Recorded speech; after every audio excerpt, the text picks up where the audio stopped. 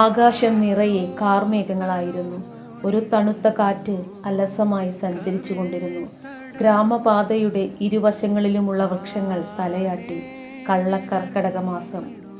Lily, മഴ വരുന്നു, ആ പെണ്ണിൻ്റെ കൂടെ പോയിക്കോ, മുമ്പേ നടന്നു പോകുന്ന ഗ്രേസിയുടെ നേരെ വിരൽ ചൂണ്ടിക്കൊണ്ട് ബേബി അറിയിച്ചു.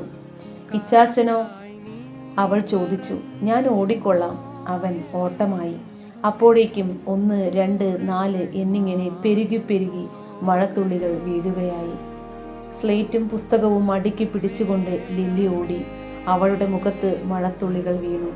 എങ്കിലും പുസ്തകം നനയാതെ മാറോടടുക്കി പിടിച്ചു. ഗ്രേസി, ഞാൻ കൂടെ, അവൾ സ്നേഹപൂർവ്വം യാചിച്ചു. അവൾ ഗ്രേസിയുടെ കുടക്കീഴെ കയറാൻ ഭാവിച്ചു. പക്ഷേ ആ ധനിക കുമാരി മാറിക്കളഞ്ഞു.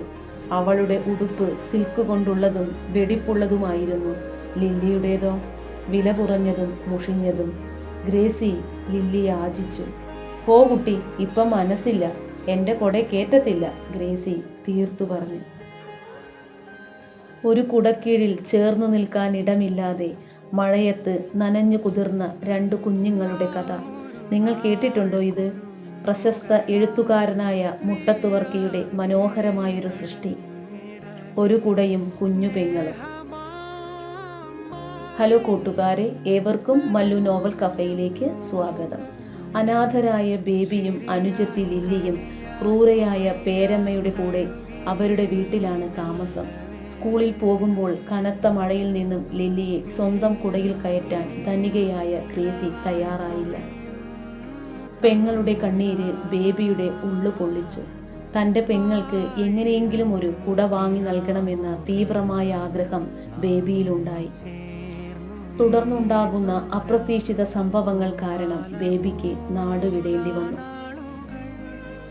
വർഷങ്ങൾക്കു ശേഷം തിരികെ എത്തുന്ന ബേബി ലില്ലിക്ക് ഒരു കുട സമ്മാനിക്കുന്നു. ആ നിമിഷം ഏതൊരു വായനക്കാരൻ്റെയും ഹൃദയം നിറയ്ക്കും. ദാരിദ്ര്യത്തിലും സ്നേഹവും അതിജീവനവും കൈവിടാത്ത ആ സഹോദര ബന്ധത്തിൻ്റെ പച്ചയായ ആവിഷ്കാരമാണ് ഈ കഥ.